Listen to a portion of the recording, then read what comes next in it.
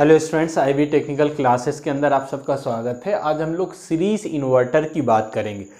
आसान सा टॉपिक है, छोटा टॉपिक है, सीरीज इन्वर्टर। सबसे पहले हम लोग ये समझेंगे सीरीज इन्वर्टर क्या है, इसके अंदर सर्किट डायग्राम किस तरह से बनता है, इसका वर्किंग किस तरह से होता है और इसका आउटपुट वेवफॉर्म किस तरह से ड्रॉ किया जाता है।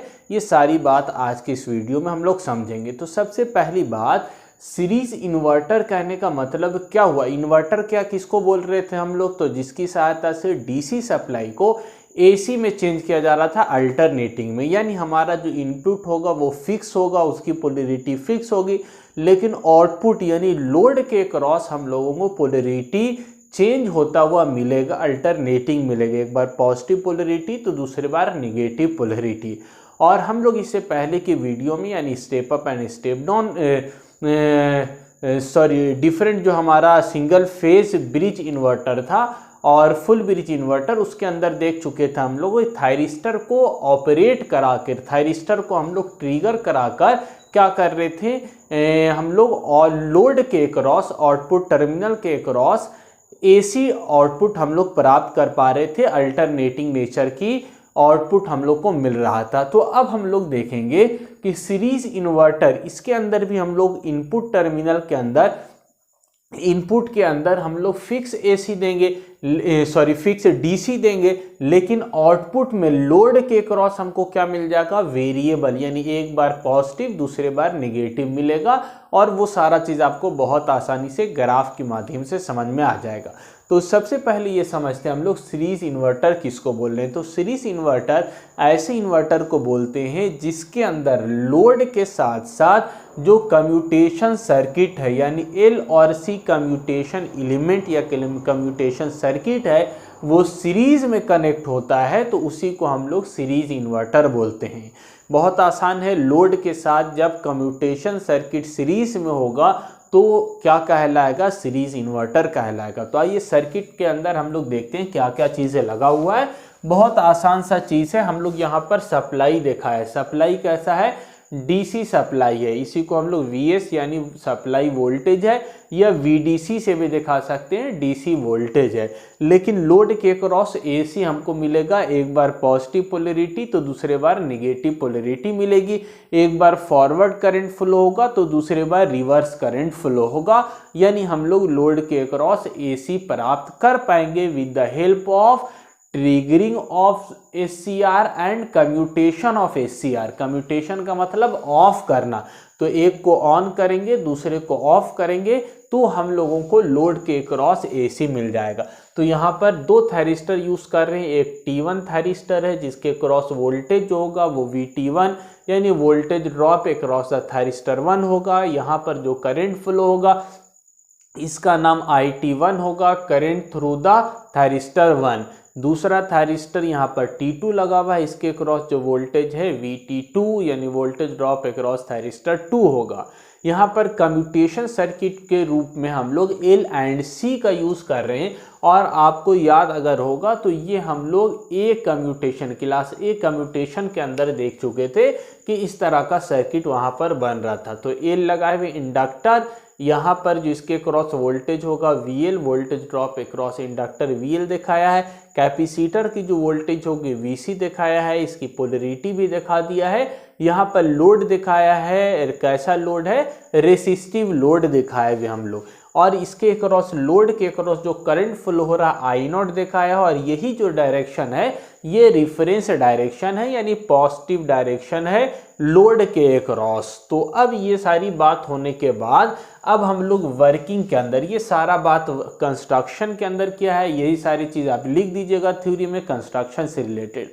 अब यहाँ पर थ्योरी के अंदर आपको क्या करना, मोड 1 मोड 2 बनाने ला है। तो पहला मोड जो होगा ये सारा चीज़ इसी में दिखा दिया, आप चाहिएगा तो अलग अलग बना सकते हैं। मोड 1 के अंदर हम क्या करेंगे कि थायरिस्टर 1 को ट्रिगर करेंगे। जैसे ही थायरिस्टर 1 को ट्रिगर करेंगे करंट फ्लो होना स्टार्ट होगा। करंट आएगा यहाँ से, इसके पास दो रास्ता मिलेगा। एक तो या ये LC से होता हुआ लोड के पास है और रिटर्न चला जाए, दूसरा रास्ता है T2 के पास है। तो आपको मालूम है जब तक ट्रिगर नहीं कीजिएगा थायरिस्टर 2 चालू नहीं होगा। तो अभी तो हम किसको ट्रिगर की बात कर रहे हैं, T1 को ट्रिगर की बात करें तो T1 ट्रिगर होगा तो करंट इस वाले पाथ को फॉलो करेगा, ये वाला पाथ के अंदर कोई करंट फ्लो नहीं करेगा जब तक कि T2 को ट्रिगर नहीं करेंगे तब तक। तो शुरू में T1 को ट्रिगर किया, T1 ट्रिगर किया तो करंट फ्लो हुआ। अब यहाँ से ध्यान से समझिएगा कि करंट कहाँ से फ्लो हो रहा, तो T1 से होगा, तो ये तो ओपन है, यहाँ से करंट फ्लो नहीं हुआ क्योंकि ट्रिगर नहीं किया है, तो यहाँ से करंट फ्लो होगा, इंडक्टर के पास आएगा, कैपेसिटर के पास आएगा, लोड के पास आएगा और रिटर्न चला जाएगा। तो जो हम लोगों ने I0 का डायरेक्शन यानी रिफरेंस माना है, क्या उसी डायरेक्शन में करंट फ्लो हो रहा है जब T1 को हमने ट्रिगर किया है? तो हाँ, सही बात है कि T1 को ट्रिगर करने से जो करंट का डायरेक्शन है वो सेम है रिफरेंस का डायरेक्शन, यानी ये वाला पाथ फॉलो कर रहा है सेम रिफरेंस वाला। तो यहाँ पर हमको जब हम लोग गेट करंट 1 देकर यानी थायरिस्टर 1 को ट्रिगर करेंगे तो हमको पॉजिटिव करंट मिलेगा। यहाँ तक बात खत्म हो गई। अब ये देखिएगा इंपॉर्टेंट चीज़ जो समझने का मेन इसके अंदर, क्योंकि यहाँ पर कम्यूटेशन आ गया है। क्यों कम्यूटेशन आया? क्योंकि अब जब हमको निगेटिव करंट चाहिए तो ये थायरिस्टर को बंद करना है और इस थायरिस्टर को चालू करना है।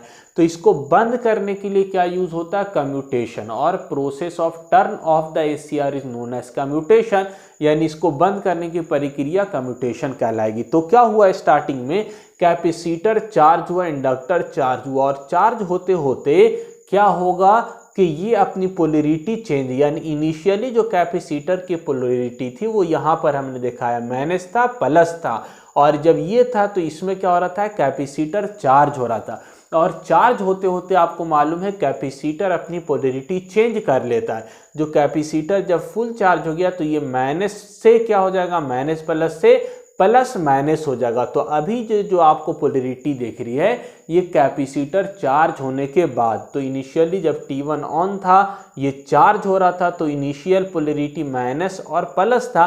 बाद में जब कैपेसिटर चार्ज हो गया तो यहाँ पर प्लस और माइनस आ गया। तो अब क्या होगा? ध्यान से समझिए, जब कैपेसिटर पूरा चार्ज हो जाएगा यानी Vs वोल्टेज Vc के बराबर हो जाएगा तो ये क्या कर देगा? कैपेसिटर एनर्जी को डिलीवर करना चाहेगा, तो अब तो कोई रास्ता है नहीं, तो ये क्या करेगा कि ये देखिए प्लस और इसका क्या है? माइनस, यानी ये प्लस और माइनस होने की वजह से ये जब कैपेसिटर पूरी तरह से चार्ज हो जाएगा तो जो हम लोग पहले बात किया था कम्यूटेशन के अंदर, वही बात फिर से रिपीट कर रहे हैं कि ये इसको रिवर्स बायस कर देगा। रिवर्स बायस होने की वजह से T1 क्या हो जाएगा? ऑफ हो जाएगा। कब ऑफ हो जाएगा? जब कैपेसिटर पूरी तरह से चार्ज हो जाएगा तब। तो जैसे ये ऑफ हो गया तो अब हम लोग क्या करेंगे? T2 को ट्रिगर करेंगे। तो जैसे T2 को आप ट्रिगर कीजिएगा तो करंट अब फ्लो होगा, लेकिन अब जो करंट फ्लो होगा वो सप्लाई वोल्टेज की वजह से नहीं हो रहा, क्योंकि ये ओपन हो गया है, अब इधर से कोई करंट नहीं आ रहा। करंट कौन डिलीवर करेगा? तो ये इंडक्टर एंड कैपेसिटर जो एनर्जी स्टोर किए हुआ था ये अब डिलीवर करेगा, इसकी वजह से करंट फ्लो होगा, जैसा कि कम्यूटेशन के अंदर हम लोग पढ़ चुके हैं। तो यहाँ से करंट फ्लो होना स्टार्ट होगा। तो ये देखिए यहाँ पर अब कैपेसिटर चाहेगा इधर करंट, तो ये तो रिवर्स बायस ओपन हो गया, यहाँ पर अब कोई करंट फ्लो नहीं होगा। तो यहाँ पर देखिए कि ये प्लस हो गया है और ये माइनस, तो प्लस होने की वजह से ये क्या है? आपका फॉरवर्ड ब्लॉकिंग मोड के अंदर हमने लिख दिया पहले से ही कि यहाँ पर प्लस होने की वजह से या ये प्लस होने की वजह से ये थायरिस्टर क्या था? फॉरवर्ड ब्लॉकिंग मोड में आ गया था। देरी किस बात की थी? ट्रिगरिंग की। तो जैसे ट्रिगर किया आपने थायरिस्टर T2 चालू हो गया, यहाँ से करंट फ्लो होना स्टार्ट होगा, और ये जो करंट फ्लो होगा ध्यान से देखिए, ये T2 के चालू होने से जो करंट फ्लो हो रहा है, क्या I0 के डायरेक्शन सेम डायरेक्शन में करंट फ्लो हो रहा है या अपोजिट में हो रहा है? तो ऑब्वियस आपको समझ में आ रहा होगा कि इधर नीचे की तरफ I0 है और ये ऊपर की तरफ जा रहा है, यानी अपोजिट डायरेक्शन में करंट फ्लो होगा जब कैपेसिटर और इंडक्टर एनर्जी डिलीवर करेगा और T2 से होता हुआ करंट फ्लो होगा, तो उस समय लोड के क्रॉस क्या मिलेगा? हमको रिवर्स डायरेक्शन मिलेगा। यानी एक बार जब T1 चालू था तो पॉजिटिव मिल रहा था, T2 चालू हो गया तो निगेटिव मिल गया, यानी हम लोगों को क्या मिल गया? साइनोसोडल आउटपुट मिल गया लोड के क्रॉस, और यही तो हमको चाहिए था इन्वर्टर में।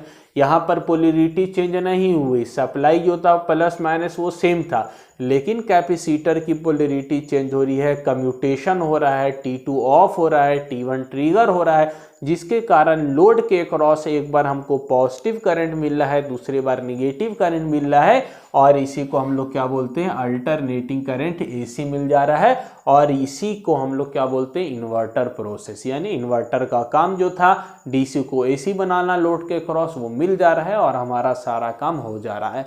अब इसी चीज को ग्राफ की मदद से समझते हैं। आसान सा ग्राफ है, बुक के अंदर जो दिखाया हुआ है, बुक के अंदर जो रेफरेंस है वो इसमें 3 ही चीज़ दिखाया हुआ। अगर इतना भी आप एग्जाम के अंदर बना लेते हैं तो काफ़ी है, क्योंकि बुक में इतना ही दिखाया हुआ है। नीचे का 2 ग्राफ, ये वाला जो ब्लैक से हमने दिखाया उसको दिखाने की ज़रूरत नहीं है, लेकिन हम लोग फिर भी हमने दिखा दिया है, क्योंकि कहीं कहीं पर आपको मिल सकता है इंटरनेट पर, तो इसीलिए इसको भी दिखा दिया। क्या क्या चीज़ है, तो पहला गेट करंट दिखा दिया, यहाँ पर गेट करंट हम दिखाया, IG1 को ट्रिगर किया है, और थोड़ी देर के बाद यानी ये T/2 पीरियड, आधा समय के बाद किसको ट्रिगर किया है, T/2 टाइम पर गेट करंट 2 दिया है। जब गेट करंट 1 को देंगे हम लोग तो क्या होगा, करंट फ्लो करना स्टार्ट होगा, करंट फ्लो करेगा, और एक टाइम पर आकर करंट क्या हो जाएगा, रुक जाएगा। क्यों रुक जाएगा, तो कैपेसिटर जब चार्ज हो जाता है पूरी तरह से तो ये करंट को क्या कर देता है, रोक देता है, करंट 0 हो जाता है। तो ये छोटा सा जो पीरियड है ए से लेकर, ये करंट को यहाँ से कहाँ आना चाहिए, T/2 पर, जो कि हर जगह पर हम लोग देख रहे थे। लेकिन इस केस में क्या होगा, ए से लेकर बी तक यानी गेट करंट 2 सप्लाई करने से पहले थोड़ा सा एक पीरियड होगा, जिस पीरियड को हम लोग T ऑफ पीरियड कहते हैं।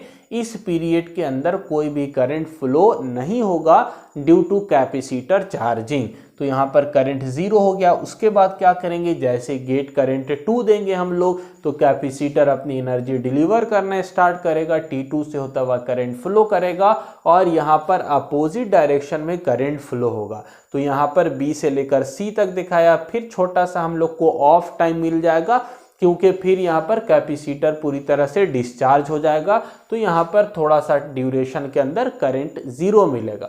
फिर D पॉइंट पर हम क्या करेंगे, गेट करंट 1 देंगे, जैसे ही देंगे फिर करंट फ्लो होगा, कैपेसिटर चार्ज होगा, और हमको पॉजिटिव करंट मिलेगा। तो एक बार पॉजिटिव, एक बार निगेटिव, पॉजिटिव निगेटिव इस तरह से मिलता रहेगा, यानी हम लोगों को AC करंट मिल जाएगा, और यही इन्वर्टर का काम है। इतना चीज़ आप दिखा देते हैं तो इनफ है एग्जाम पॉइंट ऑफ व्यू से, और इसी सारी चीज़ को आपको एग्जाम के अंदर लिखना, मोड 1 मोड 2 करके ग्राफ बनाने है, फिगर बनाकर सारी चीज़ दिखा देना। अब यहाँ पर क्या दिखाया, आप और चाहिएगा ग्राफ बनाना तो और ग्राफ बना सकते हैं। जैसे आप यहाँ पर IT1 का ग्राफ दिखा सकते हैं, एक बार पॉजिटिव के अंदर गेट दिया तो सेम इसी तरह का ग्राफ IT1 का बनेगा। यहाँ पर करंट आपका ये पॉजिटिव वाले में होगा, इधर वाला करंट 0 हो जाएगा, क्योंकि यहाँ से IT1 से सिर्फ पॉजिटिव करंट फ्लो हो रहा है। IT2 वाला क्या होगा, केवल ये वाला करंट होगा, निगेटिव वाला पॉजिटिव करंट नहीं होगा। तो बहुत सारी चीज़ आप ग्राफ में दिखा सकते हैं। यहाँ पर हम VC दिखाया, VC का मतलब वोल्टेज अक्रॉस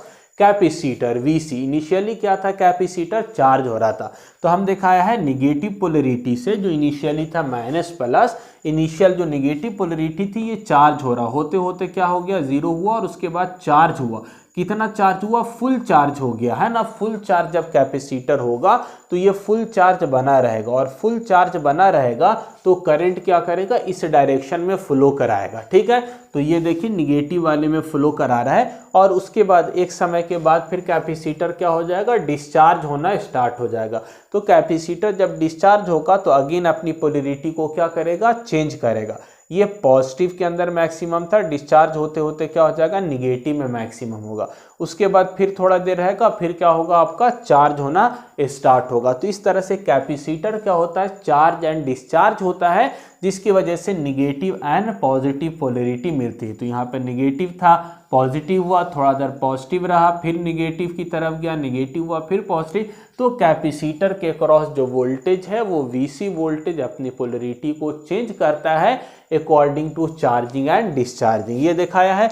दूसरा चीज क्या देखा है, लोड वोल्टेज। यहाँ पर लोड वोल्टेज यानी वोल्टेज अक्रॉस लोड भी क्या होगा, चेंज हो जाएगा। यहाँ पर इसके क्रॉस जब सोर्स से वोल्टेज आएगा तो पॉजिटिव होगा, अपोजिट डायरेक्शन में जब कैपेसिटर डिस्चार्ज करेगा तो इसके क्रॉस जो यानी कि करंट का डायरेक्शन अपोजिट है तो इसके क्रॉस जो वोल्टेज होगा वो भी अपोजिट होगा। तो इनिशियली आपका वोल्टेज क्या है, पॉजिटिव है। कुछ समय के बाद जब कैपेसिटर चार्ज हो जाता है तो उसके बाद पोलैरिटी क्या हो जाएगी, इसकी निगेटिव होगी।